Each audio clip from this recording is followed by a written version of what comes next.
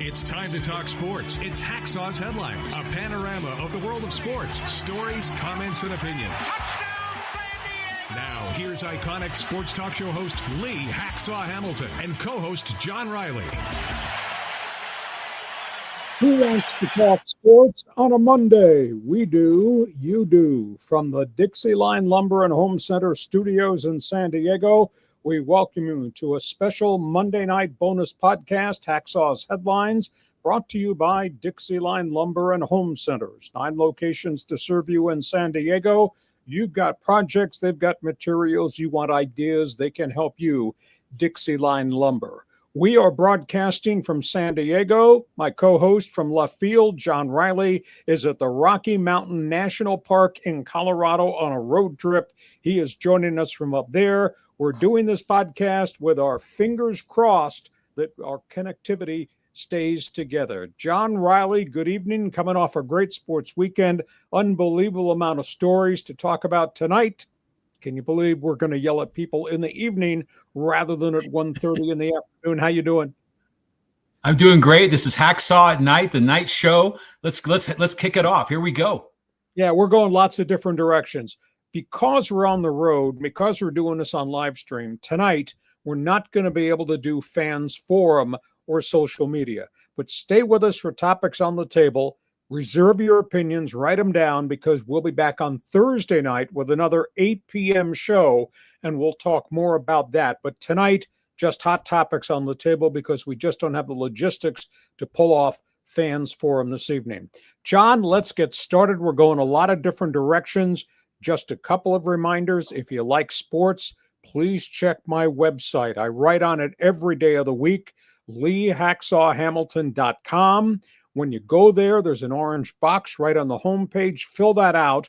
Join Hacksaw's Insiders Group. You'll get 2 emails a day with all the material that we provide. That's special Insiders Group stuff for you. I know you're on social media. I want you to join my Twitter All-Star team. Go to X. Just follow me at Hacksaw1090. Hit the follow button. Want you to share. Tell everybody what we do Mondays and Thursdays on this podcast. Also want you to subscribe. When you subscribe to the YouTube channel, you will get the alerts every time we put special videos up. We do that quite a bit during the course of the week. Help us make this thing grow. It's your podcast. We ask you to give us a thumbs up. We ask you to give us a 5-star rating. It helps us a great deal. John, I got a lot of topics on the table. We have 1 hour on this live stream tonight. Where do you want to start? Okay, let's talk about the Padres. They just wrapped up a series here in Colorado. We went to the game on Saturday night. Yeah, the dude was sitting behind home plate watching the Padres run up a 21-0 score over the Colorado Rockies. Yeah, that was a clobbering at COORS Field. Jackson Merrill with the 4 hits. Stephen Kolek, of all people, a rookie, throws a shutout in, of all places, COORS Field. That was really hard to believe. The bigger storylines, obviously, with the Padres. They wrap up this road trip going 6-3. That's okay. The big storyline, the decision's about to be made with Yu Darvish. Are they going to send him to AAA to have at least 1 rehab start? Or is he ready to go back into the rotation maybe by next weekend? He threw 46 pitches in a simulated game. He's had no setbacks whatsoever. The second issue involves Dylan Cease. He's going to start tomorrow, we believe, against the Angels.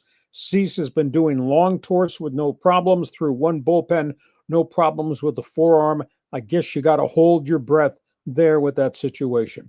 Padres, too many people on the roster, so they trade Connor Joe. Never really gave him much of a chance at the major league level. He was hitless in 10 at-bats. He goes to Cincinnati. He's got some power, so he'll maybe get the chance to play with the Reds, hit some home runs there. But that's where the Padres are now. Homestand, Angels, then followed by the Seattle Mariners. Then they go back out on the road. Padres are a couple of games behind the Dodgers already in the win column, so they just need to keep on trucking against teams that they can beat. The Pirates, the Rocks, and, coming up, Miami Marlins. John, response?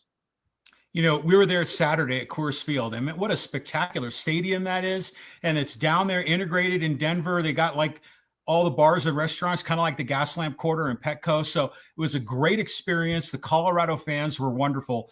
But how often do you ever get to go to a 21-0 game? I mean, this is a game that I think they're going to talk about historically with the Padres and the Rockies, sadly. But I noticed little things like, I don't know if they talked about it, if Don and Mud talked about it in the broadcast or not, but did you notice during Fernando's home run, he didn't do his little back step jig at third base? You know, it was mature Fernando. And I like seeing that.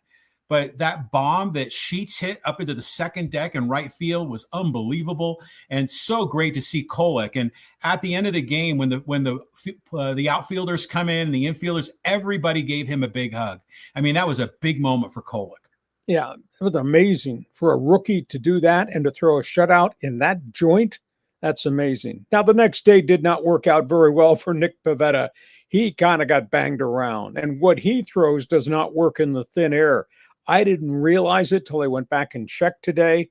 Nick Pivetta's career ERA at Coors Field, John, is 17.34. The Rockies are hitting .456 against him in Denver in his starts. Of course, he made some of those starts while a member of the Boston Red Sox. So what he does other places doesn't necessarily equate to the thin air up there. But that lopsided game, I felt sorry for the Rockies. They don't have much of a pitching staff. Obviously, an awful lot of young players. It was just a terrible beatdown. But then they turn around and beat the Padres the next day, 9-3. Shake your head. Like Jerry Coleman would say, every time you go to a ballpark, you see something you've never, ever seen before. Yeah, and I just remember Ted Leitner say you could be down 5 runs in the 8th. No worries. You know, there's a chance for a comeback. But here's a creative thing I was thinking about at the game. Is, you know, for the longest, I mean, obviously the altitude, you know, the ball flies a lot more, but it also takes a lot off of the off-speed pitches. The sinkers don't sink as much at altitude. But did you notice at the 8th and 9th inning, they had that position player, I think his name, I can't remember, who was it, Stallings? I can't recall. That came in and just threw like softball, like ephus pitches and got the Padres out. And I'm wondering, could that be a way that the Colorado pitching staff could try to get some kind of an edge on other teams? What do you think about that? Not much, thank you. They could get an edge by getting better quality players and some veterans that don't get hurt. But at the end of the day, I don't know that anybody masters the ephus pitch. That's a long time ago. But that's Pedro Borbon. Yeah, that it was even beyond that. So yeah, that was quite a weekend the Padres had. Let's go from the good, talking about where the Padres are as they continue to chase the Dodgers, to really the bad story in baseball, and this involves that team up there. That team up there. Well, you know, we had the Rockies. They fired their manager. Yeah, let's just run through a laundry list of stories, and we'll start with what happened in Colorado. They should have fired somebody else. Should have fired Dick Monfort. Bud Black was put in a terrible situation.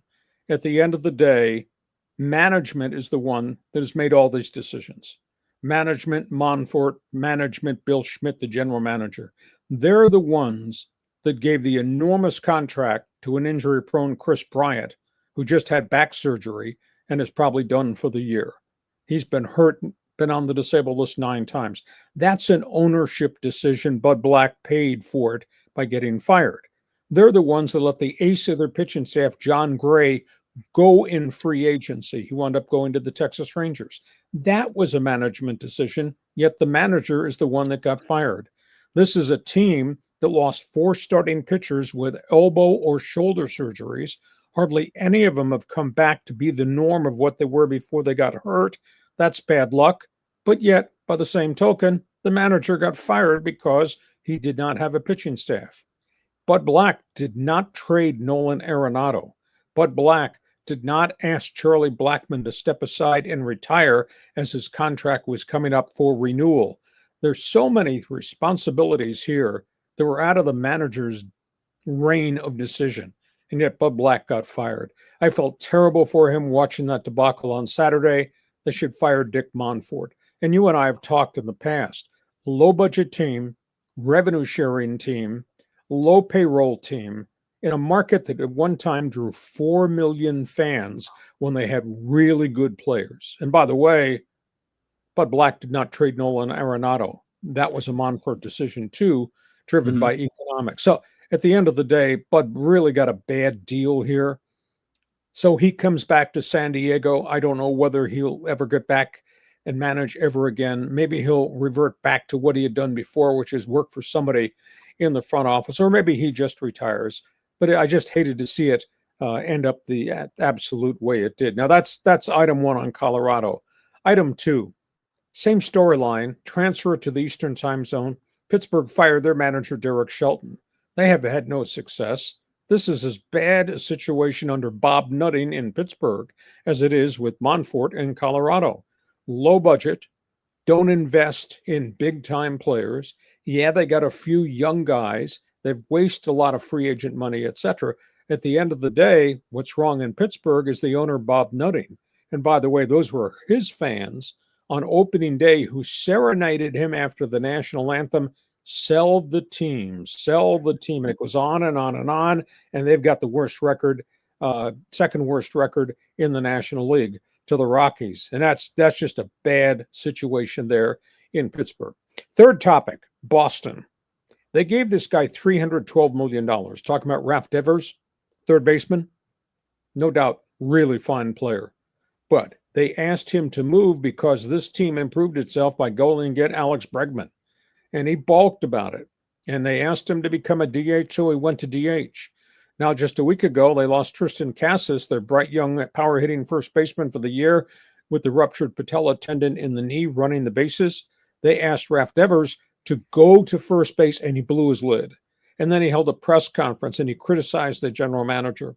John Henry was so upset. He's the majority owner from Fenway Sports Group.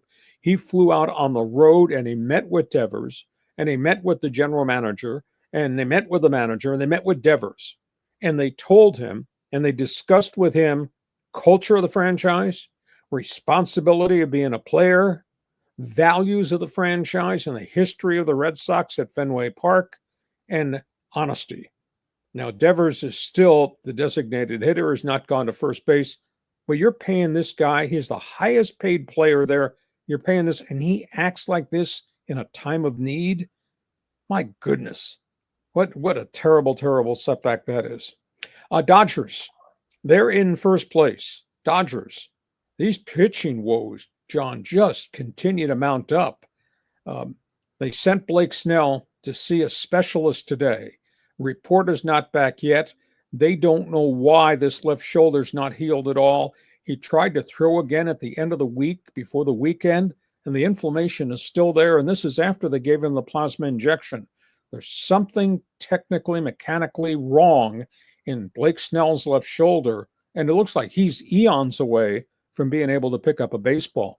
They also sent Tyler Glasnow to the same doctor for examination to see what got impingement. They're trying to get clearance because he has thrown and not had setbacks. They're trying to get clearance from the doctor to allow him to go out on a rehab assignment. And if that's not enough, another setback for Evan Phillips. Evidently, the inflammation in the elbow is a lot worse than they first thought. He's out indefinitely. And Michael Kopech, the hero last year out of the bullpen in the playoffs in the World Series, he got hurt in the offseason doing offseason training. He made his first rehab appearance in Oklahoma City. 5 batters, walked all 5. They had to drag him off the mound. So the Dodgers might be in first place, and Freddie Freeman and those guys might be hitting home runs. The Dodger pitching problems are just absolutely mounting up. It's just absolutely amazing. And the last topic on the table here in the notebook has to do with the Angels. Angels are in last place. Angels are struggling. They're trying to break a 9-game losing streak on the road as they come into San Diego. Ben Joyce, the bright young relief pitcher, the kid that was clocked at 105 miles an hour at the end of last season and continually throws over 100, he's got shoulder inflammation, and he's not been able to pick up a ball and do anything over the last 3 to 4 weeks. They think he is out indefinitely, and they don't have enough pitching. And now to have Ben Joyce go down with what appears to be something significant in that right shoulder, that's not good. So, John, the table belongs to you to talk about the Rocks, Bud Black, the Pirates, Raph Devers in Boston, Dodgers and Angels arms. Go ahead. Go ahead. I'll tell you what, though, the Padres are on the road, and they got 2 managers fired on this road trip, which is something. But Bud Black has been such a good soldier. He was a good soldier in with the Padres. He's been the same with the Rockies. Monfort is the problem there, but it just seems like they had to have a scapegoat after that thumping of 21-0, and it's just not right. I mean, you've been around Bud Black. You have a relationship with him. Maybe do you think he might be relieved that he can, escape what the doldrums of what the Rockies have become? Well, he was on a year-to-year contract. There was no multi-year extension, despite the fact he led him to the playoffs the first 2 years he was there. But this was a massive rebuild, and what did they expect? And then the new general manager that they put in kept making mistakes on player personnel. Bud was just a victim of everything that was happening above him in the executive suite upstairs. So it's tough to say what he does next. He worked in the front office and player personnel in Cleveland before he came back to San Diego. So it might well be that he goes back into player personnel, becomes somebody's assistant general manager, or maybe he just retires and lives here in the sunshine because he's made a significant amount of money. I just felt bad, though, that it ended this way. And I don't know anybody in baseball, John, that I network with, and I do stuff in town and out of town. I don't know anybody that thinks that Monfort has done a good job running this franchise. And again, I flip back. This was a 4 million per season attendance franchise, a great regional franchise, and they just kind of wrecked it. Has Monfort been the owner since the inception when they were an expansion team in the early 90s? No, it's been sold multiple times. And he came on board. He came on board, and they got to the playoffs the first 2 years. That Bud Black was there after they hit the eject button on Clint Hurdle, but it's just gone in the wrong direction. What's your spin on what's going on at Fenway Park in Boston? That's a bad look, man, for Raph Devers. I mean, think about how many pros that have switched positions, even with the Padres. Tatis moves to right field. Remember, Robin Yount went from shortstop to center field. When you're getting paid that kind of money, when you are a face of a franchise, you've got to be flexible, and you've got to you still need to have a strong ego about your confidence and your self-esteem, but you can't be doing this to sabotage the team. I mean, good on, ownership for, talking to him, and hopefully he gets his head screwed on straight. I concur with you. Okay, that's all things baseball. Now we're doing, for everybody just joining us late on the podcast, we're doing kind of a 2-city podcast. I am based in San Diego. John is on a road trip to Rocky Mountain National Park. We're crossing our fingers that the connectivity holds together so far. But because we're doing StreamYard, we're not going to be able to do Fans Forum or social media tonight. But stay with us for topics on the table. Make a notation, because when we come back on Thursday night for another 8 p.m. start, I hope you'll be able to fire some questions in our direction. That's baseball. We got hoops to talk about, and we're going lots of different directions on this one. Yeah, I mean, the NBA draft lottery, I mean, the Mavericks, ended up winning this thing. Who could have thought this was possible? Just think about all the misery that they went through at the trade deadline. Dallas did. The aftermath of the Luka Doncic trade and the rage in that community. And then Anthony Davis comes and gets hurt in his first game there. And then Kyrie Irving goes down with a season-ending knee injury. And the wreckage and the hate that spilled out. Bad place to be in till tonight. The Mavericks won the draft lottery, and they had only 1.8% chance of finishing with the number 1 pick, and they rocketed 10 positions in the lottery to get the number 1 pick and to get Cooper Flagg. And now all of a sudden you're sitting here, John, and you look at the Mavericks roster. Anthony Davis will be 100% healthy. Kyrie Irving will be ready to start the season. They got the young center, Derek Lively.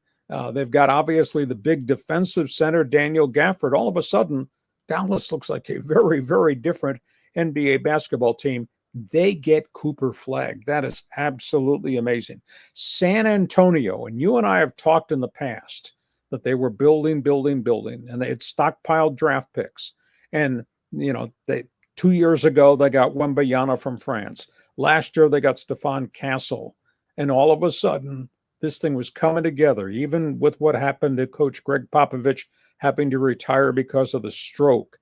What happens? They finish second in the lottery, and they're going to get their opportunity, probably get the best big forward, Ace Bailey, and they also have another lottery pick at 14. San Antonio is going to be here for a while. And if not having Wembanyama and having Castle, and now getting the second pick, likely Ace Bailey, the 6'10" kid from Rutgers. They've also traded for De'Aaron Fox, who got hurt at the end of the season. He's going to be back. And they still got loads and loads of draft picks. So San Antonio finishes number 2. As miserable as it was in Philadelphia this year, just because of the wreckage of injuries, whether it had to do with Joel Embiid and his knee surgeries and Paul George having all these different injuries, Tyrese Maxey down with the shoulder, all those guys will be back opening night. They get the 3rd pick in the draft, and they're going to get their chance maybe to get one of the big guards, maybe Dylan Harper from Rutgers. So at the top of the draft board, things changed with the snap of the fingers or the bounce of the ping pong ball. Dallas is 1, and San Antonio just keeps building and building and building. John, your reaction? Maybe a frozen envelope situation again. I don't know. I mean, the Mavs took, you felt sorry for the fans in Dallas when Luka was dealt to the Lakers. I mean, this has turned out to be a great thing. I mean, Texas gets 1 and 2. I mean, this is fantastic. I think if you're a Mavericks fan, and yeah, the Sixers, I don't know. Do you think Joel Embiid, I mean, obviously he's a talent. Is he a championship player in your opinion, Lee? He was a really good player. Did a lot of good things on a really bad team as they were trying to build this thing up. And now all of a sudden, he goes down with what seemed to be a real chronic knee problem. Up until this season, and he had a lot of junk that happened off the court that he kind of created. But up until this season, all he did was play and play hard and put up nice numbers as they're trying to fix the franchise and rebuild the franchise. So, once they get him, he's already had the procedure. I think they're crossing their fingers and hope there's no arthritic condition in that knee. But you get him back with Paul George, who's had a bad year with injuries, and Tyrese Maxey's grown into a star, and now Philadelphia's sitting there with the number 3 pick. They could turn on a light bulb next season. They could be really, really good in the East. So that's all things lottery. Next topic, John. Next topic. Hey, let's bring up the NBA notebook, and here we've got the Lakers at the top of the list. Yeah, we're going to go a lot of different directions real quickly here. Lakers are starting to look for players. Interesting name has surfaced because they got limitations with a cap. They don't have a near number 1 pick to trade. They do have some free agent creative money they can use. Interesting name the Lakers are after, Al Horford, the massive big center forward. Got a lot of miles on him. Yeah. Could be a short-term rental, but this guy is a banger. This guy takes up space. This guy is a leader in the clubhouse. So that bears watching to see if they can make an impact in free agency. Al Horford is one of the first names that's been mentioned to me that keep an eye. How old is he? Just south of 40. Yeah. But he's healthy, does not have a history of injury. So keep that in mind. Clippers. I don't necessarily agree with this, but the rich man owns the team and he's going to make the decision. Steve Ballmer says he wants to keep James Harden. And that would mean Harden opts in, and then Harden gets a multi-year contract extension at age 36, despite the fact that he has faded in the playoffs the last couple of years. But Steve Ballmer has already spoken that he wants James Harden back.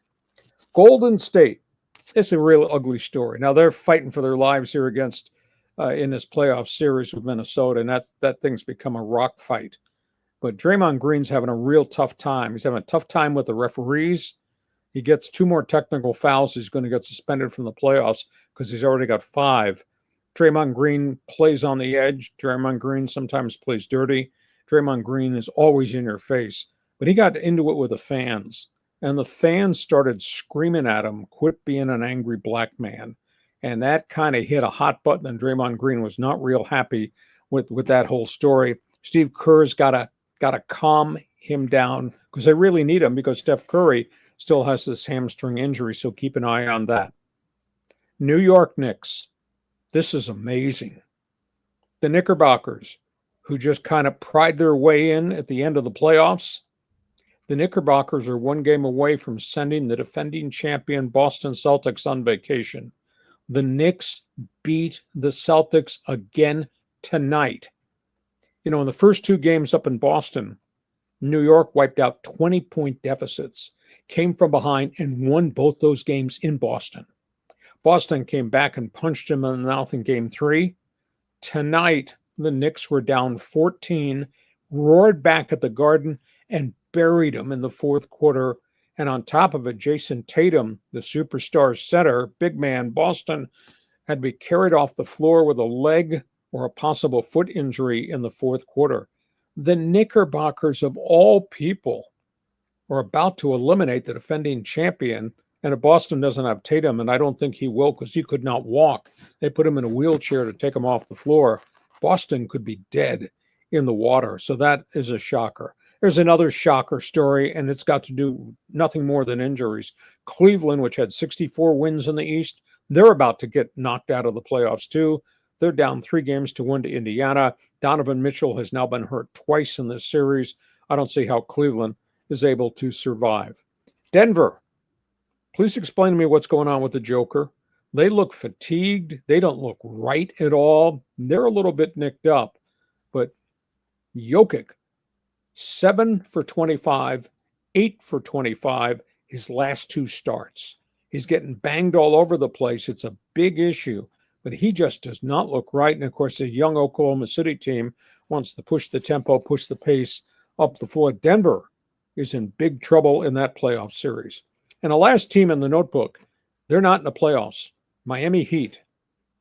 You know, we talked extensively during the course of the season about this mess with the superstar Jimmy Butler and what a bad citizen he become. And Pat Riley suspended him 3 times, and they finally traded him away. And then Miami completely unraveled in the postseason, lost by 55 points at home in the final game of the season. Pat Riley held his end-of-season press conference over the weekend and said, I don't have to apologize for anything. I'm doing what's the best interest of the Miami Heat. Jimmy Butler's attitude impacted this team, and I'm not apologizing for trading him away. And he says, we're going to make changes there. So it's kind of interesting, the dynamics of Pat Riley as he's facing a massive rebuild now on a franchise that's just kind of come apart at the seams. So, John, I put a lot of topics on the table there. So don't shoot an air ball, hit a 3-point shot here and comment.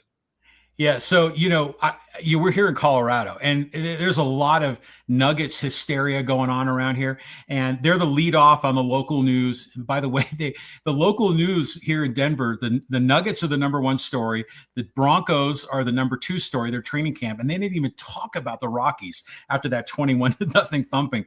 So everyone here is like on the edge of their seat rooting for the Nuggets, and it just seemed like OKC like turned up the dial on defense, and that seemed to really shake Jokic. Yeah, Joker looks fatigued. He just doesn't look right at all. I don't think that he's injured because he's playing a lot of minutes, but boy, his productivity is just way off beam from what we normally see from him. And how shocking is what the Knickerbockers are doing to Boston. This is just stunning. It is stunning, but it's nice payback, because how many times, like in the 80s, did the Knicks always fall to the Celtics? That's something. I mean, I think it's kind of cool for New York because they haven't had a championship team like forever, it seems. And then, by the way, the Lakers with Al Horford, I'll tell you what, when I see the Celtics playing, the thing that I notice about Horford is he'll hit 3-point shots a lot. I don't really see him doing a lot of the dirty work, but then I'm not real focused on the Celtics anyways.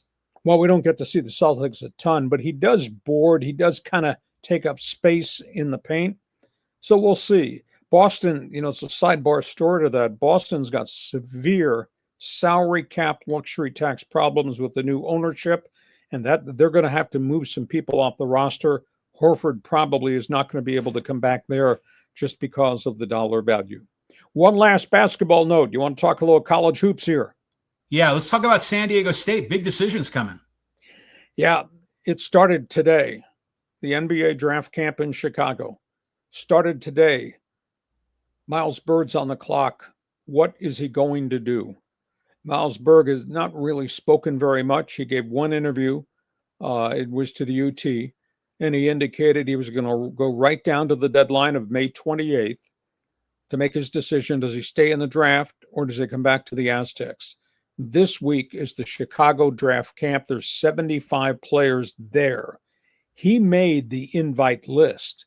Most amazing name that did not make it was Lamont Butler, the former Aztec, who had a great career here, went to Kentucky, played really well for UK. He did not get invited to the Combine camp. He wound up going to the G League camp to try to get his way on to a G League contract. But in terms of Miles Bird, I know he's gone to private workouts. He's been under tutelage of NBA trainers trying to refine his game. I just don't think he's anywhere near ready. And I don't understand why you would turn your back on coming back to San Diego State, where you're going to get NIL money, significant NIL money. Why you'd turn your back there as a trade-off and a risk to go be a second-round draft pick, don't get a guaranteed contract, and wind up playing in the NBA G League in Sioux Falls, South Dakota. That, to me, seems like a strange thing. And as good as he plays in chunks of time, John, I just can't get out of my mind the fact that that kid in the most critical games of the season was 1 of 9 shooting in important games. And in the NCAA tournament game with North Carolina, he didn't score and they were down by 40 points.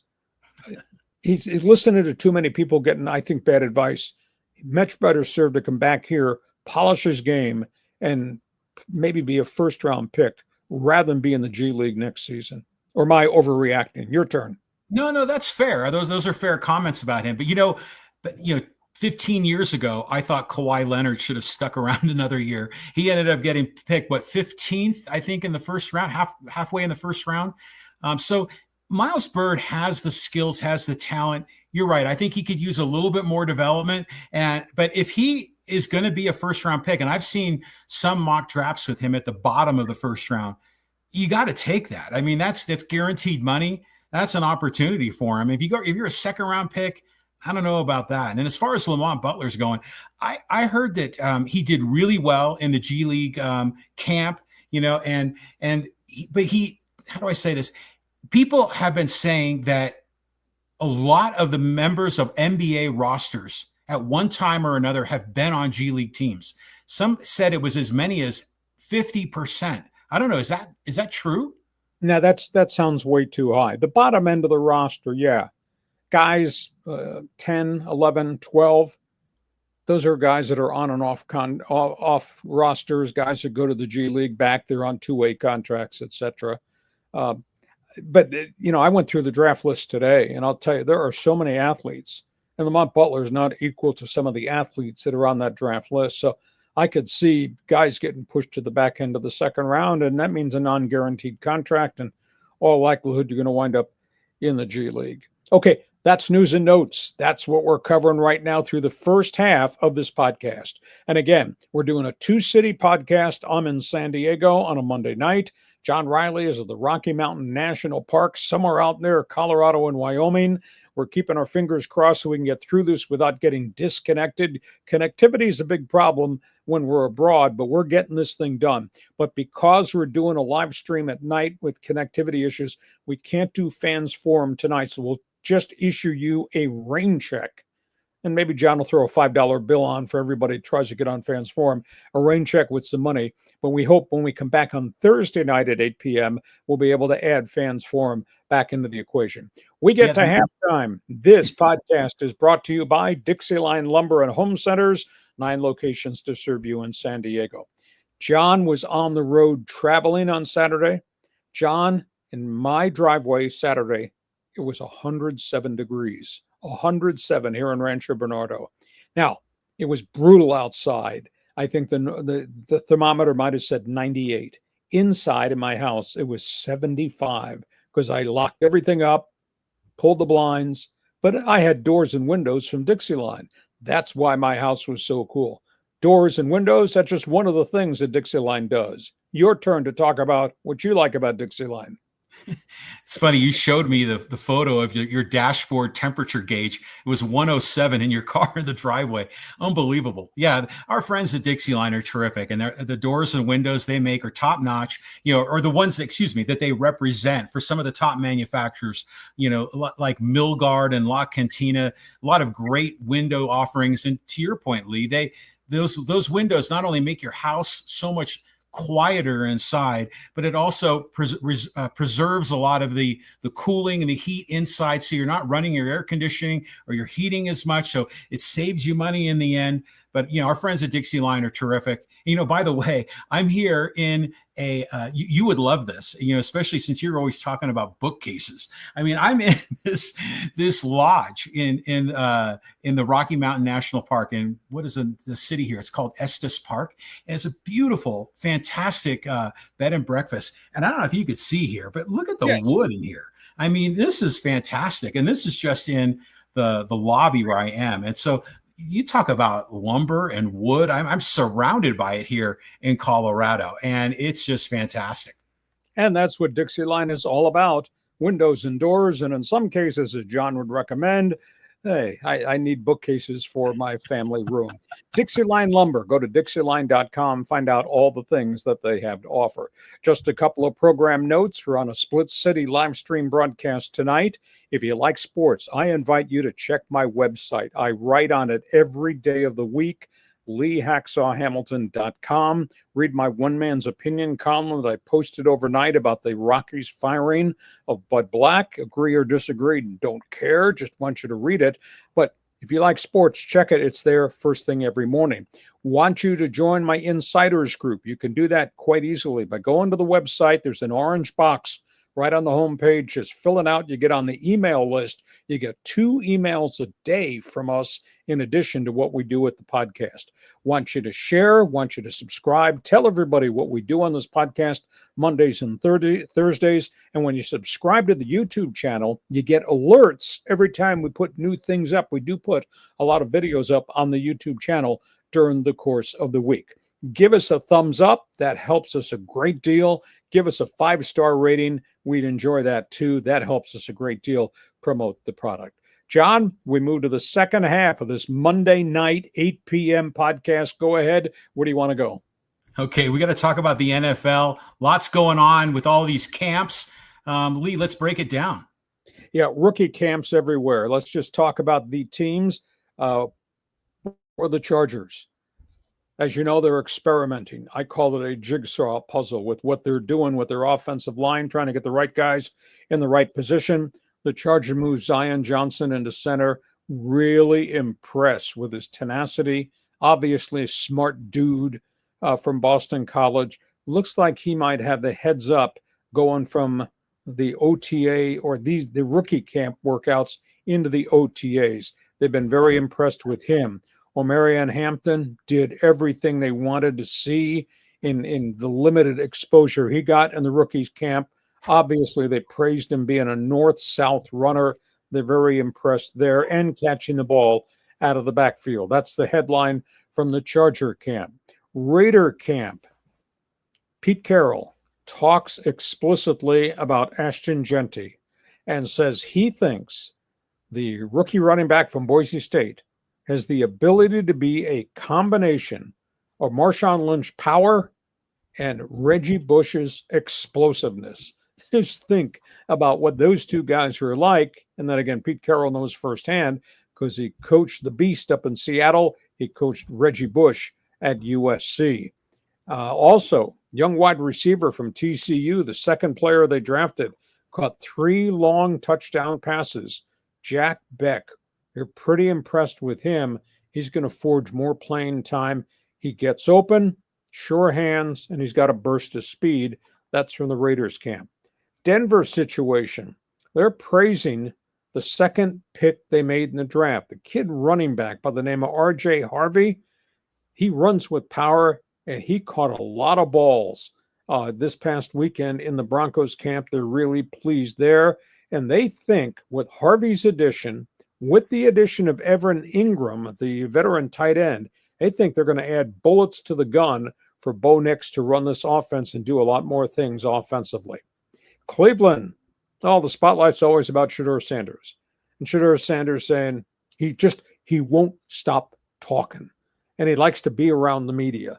And Shedeur Sanders said this weekend, as he was taking part with the second team unit, didn't get the first string snaps early, second team unit, he says, I can beat Tom Brady. He's got great confidence, not afraid to boast whatsoever. Dillon Gabriel, though, took a lot of the first team snaps in the Browns rookie camp. Shedeur Sanders took some first team snaps, but then some other second team snaps. Jacksonville, interesting. They with the Heisman Trophy star Travis Hunter as a wide receiver. No snaps at all on the defensive side of the football. All they wanted to do was give him reps and reps and reps off the line of scrimmage, line calls, things of that nature, and he played pretty well. Now, next weekend, as they bring veterans into camp, he's going to move and he's going to play as a third down cornerback. So he's going to get his first snaps on the defensive side of the football. They're going to move him all around. And the last topic on the table, we knew something was up, something was going to change, and it did not change for the good. The New Orleans Saints have lost Derek Carr. Carr has been told he needs immediate surgery, torn labrum, a degenerative arthritic situation in his rotator cuff. He's retiring. Can't play football. If he had the surgery, he'd sit out all of 2025. That'd be another year on his clock, and there's no guarantee he's going to come back. He's elected after 11 years in the NFL to walk away from the game. It's a terrible blow to New Orleans, but that was what was behind the drafting of Tyler Shuck, the big quarterback from the University of Louisville. So they got Shuck, and they've got Spencer Rattler, and they got Jake Haener. And those are the three quarterbacks. So it's going to be a tough year in New Orleans with three young guys really there. And it's interesting. I went back and dug up. I didn't realize that Derek Carr's career record is only 77 wins and 92 losses. I thought he was a great, rock-solid quarterback. I thought he had great credibility. I think he was a great person. Made a lot of money. He was in a bad situation with the Raiders in Oakland and then in Vegas, went to New Orleans, threw 257 touchdown passes in an 11-year career. But his career is over because he just does not think he can play any longer because of the wide variety of injuries. So, John, that's what's in my NFL notebook. Go ahead, respond. Yeah, I was surprised by the Derek Carr information. To your point, he's a good dude, and I was always rooting for the guy. But it's time to turn the page with the Saints. It's interesting to see that Jake Haener is there, but this Tyler Shuck guy, I'm kind of interested to see how he does. Yesterday we were in Boulder, Colorado. We went by the Buffs Stadium, and you could see Shedeur Sanders and Travis Hunter's names retired up on the wall with a number of other retired numbers. I like the way that Shedeur has this confidence, but he needs to keep it within himself rather than publicly boasting about it. If you believe you're the best player, if you believe you could be the next Tom Brady, terrific, but don't start missetting expectations. Keep that to yourself and then prove it on the field. Yeah, concur. And there's no doubt that there's some glitter with him, and that's the way he carried himself at CU. But he's got to prove himself. But, right from the start, the first press conference, he said, don't treat me like a fifth-round draft pick. I'm going to be the starting quarterback. Well, that's all boast and all that. He's going to have to prove it, and we'll have to go through the learning curve. He's going to have to prove all these coaches wrong because, as I said last week, 6 teams took him off the draft board because they just didn't like the persona that he presented in the private meetings. And a lot of other people looked at all the dynamics of him and said, he's not a complete quarterback. He doesn't have all these elite credentials. So he's talked a good game. He's going to have to back it up. But they've got between now until they get to Labor Day weekend, he's going to get some chances to play, and we'll see how he competes against Dillon Gabriel. Okay, that's all things NFL. John, next topic on the table. Next topic, let's go to the high-speed sports wire. Well, we got that. Let's talk about some storylines. First of all here, NASCAR. John, do you have your baccalaureate degree in law? I need you to analyze the story. We've talked about NASCAR and the antitrust lawsuits filed by 2 of the race teams, Michael Jordan's 23X team and Front Row Racing, which, by the way, is based out of Denver. They're suing NASCAR for antitrust violation for forcing them to sign an agreement for revenue sharing with what's called a charter, which allows you to race. Well, these guys filed a lawsuit and went to court and said, we want an injunction that will allow us to race. And the judge in the court case said, these guys race, they can race under the terms of the charter, even though they've not signed the charter. In essence, they're getting the same revenue sharing that everybody else is getting in NASCAR who signed the charter agreement to compete. Well, NASCAR on Friday filed an injunction saying this judge was wrong. You can't allow these guys to compete, get all the revenue we're splitting with all the other teams while they're suing us for an antitrust violation. John, you went to law school. You'll have to tell me what's right or wrong here. But this NASCAR lawsuit, this antitrust thing with Michael Jordan's team is not over. Item 2, Kentucky Derby. The award-winning jockey, Junior Alvarado, fined a record $62,000. He, of course, rode Sovereignty to the Derby win in the mud. Fined for illegal use of the riding crop. You're only allowed to hit the horse 6 times. He hit the horse a lot more than that as the horse sprinted past everybody, wound up winning the Kentucky Derby. Alvarado fined $62,000 with that violation. Soccer, Arsenal Gunners wound up in a 2-2 tie with Liverpool in the English Premier League. That was really a surprise. And by the way, there's a sidebar story. I've never seen this happen, but I'll tell you what happened. Nottingham Forest, which is in 3rd place in the EPL, they wound up in a tie game. They fell behind, came back, tied the game. There was a substitution problem at the end of the game. Nottingham lost one of their players with an illegal substitution. At the end of the game, the owner of the team came out of the stands. He's from Greece, big, burly guy. Walked on the pitch as the players were shaking hands and accosted his own coach for the mistake with the substitution they were not allowed to make. I've never seen anything like it, but that's what happened in the English Premier League with an out-of-town owner. San Diego FC, MLS, another victory. They beat St. Louis. And who did it? Anders Dreyer. Game-winning goal again. 3rd game-winning goal of the season for the Danish player. SDFC is now 6-4-2 on the season. And the last soccer topic, and this is really terrible. I saw the video of this. National Women's Soccer League, Angel City, which is the franchise out of Anaheim. They lost one of their top defenders. Savvy King collapsed on the pitch during the game with a cardiac situation. They had to stop the game for 10 to 12 minutes to resuscitate her on the field. She was rushed to a hospital, stable condition, looked like some type of heart arrhythmia in the heat playing in Anaheim, but it was a very scary moment because they weren't sure whether she was having a heart attack, whatever, but she's in stable condition right now, but very scary story there. So, John, I mean, you did go to class the one day they taught law at UCSD.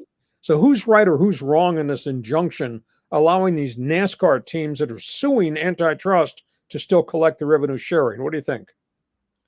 Well, I mean, if they're contractually able or qualified to get the revenue share, then they should be able to collect that by the terms of the deal. The fact that they're suing for various reasons is a separate issue. So I think you can't withhold the winnings that they're going to have. But it just gets confusing because there's so many lawsuits cooking, not just in NASCAR, but in F1. I mean, the sport seems to be really kind of on fire. Well, the issue is, though, the judge issued the first injunction that said, NASCAR, you have to allow them to race, and you have to cut and give them the cut of the pie that all these other teams are getting, Joe Gibbs Racing, etc., even though they refused to sign the document. Now NASCAR has come back and said, they're suing us. How can you say that you're allowed to have this charter agreement? So just really bizarre.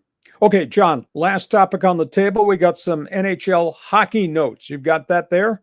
Yeah, I do. Let's bring it up. There we go, NHL. A lot of storylines here. It involves on the ice with the playoff games that are going on, but stuff off the ice. LA Kings in a search for a general manager.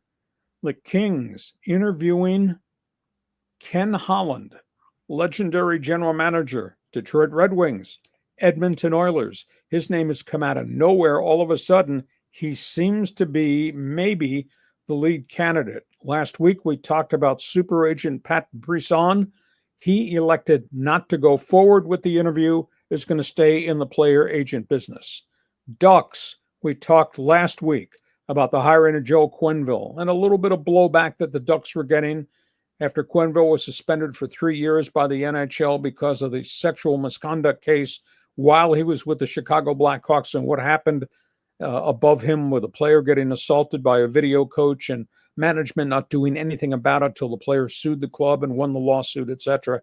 Anyhow, before they hired Quenneville, they dismissed Greg Cronin, which was a bit of a stunner to a lot of different people. And they fired Greg Cronin despite a second season in which they improved and almost made the playoffs. Well, Greg Cronin broke his silence today. Really interesting comments. He admitted that his second year, he learned a lot after making a lot of mistakes his first year. Cronin said he pushed all the young players way too hard, that he had a non-negotiable list of standards he demanded the players play to. And he said in the process, he lost some of the players who disliked him. And he said some of the other players just completely became lack of discipline, but totally disoriented and just could not play at the level from a confidence standpoint. Cronin admitted that he made mistakes with dealing all with such a roster full of young guys. And I thought that took quite a man to say, I was wrong, I learned an awful lot. And he almost got into the playoffs the second year because he made some adjustments, but obviously the damage he did with the relationships really impacted the club going forward. Now, a couple of other quick notes here. Toronto Maple Leafs, they got big problems. Maple Leafs leading scorers aren't scoring. They're up 2-0 in that playoff series, and now they're in big trouble. Austin Matthews, their 60-goal scorer a couple of years ago. Austin Matthews has 3 goals in his last 20 playoff games, going back the last 3 years. He's catching a lot of flack. Edmonton, they're in trouble. They trail Las Vegas 2-1. They're playing tonight. They're just having a real tough time. Vegas showed up tonight ready. It's like a bar fight. They have had their hands full with Las Vegas in that playoff game. And here's the shocker of all in hockey. The Washington Capitals, the top team in the East, down 3-1 to Carolina. Washington just can't score goals. Carolina's checking them all over the ice. They've made Alexander Ovechkin totally disappear in this playoff series. And Pierre-Luc Dubois, the controversial forward who's gotten bounced around and traded, is making all this money. He's got no goals at all in any of the playoff games with Washington. And Washington is down 3-1, and they're about to go on summer vacation because I don't think they can beat Carolina 3 straight to win this series. Just some of these playoff series have just been stunning. John, step up to the line. Don't turn that puck over. I don't want to see a breakaway going the other way. Give me an opinion. Well, a couple of comments. First of all, that sounds like a rational explanation of what happened to Greg Cronin, because we were all, why was he fired? We couldn't figure it out, but that makes sense. I mean, if there was a kind of a culture, a little bit of disruption, not really getting through to the young players, maybe it is time to turn the page. And then the last comment I'll make is, did you see the end of that, the Vegas Golden Knights scoring that goal with like less than 1 second? And we saw the Jets win a game with only 1.6 seconds on the clock, or excuse me, tie it to go into overtime with 1.6. This was like, what, 0.4 or something? I couldn't believe it. Yeah, 0.4 of a second to go in the game. It was absolutely amazing. Playoffs have been so cool. You can't look away. You can't turn your eyes. It's just absolutely phenomenal what these playoffs have become. So those are topics on the table. Hey, listen, this podcast, it's unique tonight. We're doing it a little bit differently because of travel commitments. That's why we're not going to be able to do Fans Forum tonight. or social media. We hope to be able to do that come Thursday. We will be back here Thursday night at 8 p.m. with more hot topics on the table. John is at the Rocky Mountain National Park, somewhere between Colorado and Wyoming. We're based here in San Diego. John, we got through it. Rosary beads and crossed fingers. That was pretty impressive. And by the way, sidebar, I asked this question last week. We were talking about how neat it was to see the coronation of the Pope. And the burning question, the Pope, first American to run the Vatican. The Pope, Chicago native. The Pope, was he a White Sox or a Cubs fan? So the Vatican put out a bulletin press release. The Pope, he roots for the Angels. The Angels. Really? No, just making that up. Well, you know what's funny is when we were at the game at Coors Field on Saturday night, the people next to us were season ticket holders for the Rockies, and they said they couldn't believe that the Pope wasn't embracing the Padres. I mean, that'd be the perfect team for the Pope to root for, don't you think? The Angels. So I don't know. Hey, this has been a great podcast. I'm live streaming this with my phone as a hotspot. So I'm happy that we got through this, and hopefully on Thursday we'll have a little better Wi-Fi connection. Great job. Great job. Listen, hope you have enjoyed this. We do invite you to check my website. I write stories. I write columns every day. Want you to join me on social media. Take part in Hacksaw's mini polls. Just follow me at Hacksaw1090. Want you to share, subscribe, tell everybody what we do Mondays and Thursdays. Subscribe, because then you'll get the alerts every time we put something up on the YouTube channel. This podcast brought to you by Dixieline Lumber and Home Centers, 9 locations to serve you. Fix it, build it, guarantee you will enjoy it for 2025, courtesy of Dixieline Lumber. John, you enjoy your explorations. We'll talk to you come Thursday night. Thursday night, another Hacksaw at Night. It's going to be terrific. Thanks for being with us, and thank you for joining us on this podcast on Hacksaw's Headlines.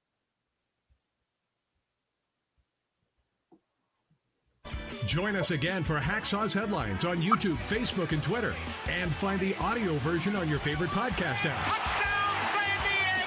For more content, go to LeeHacksawHamilton.com.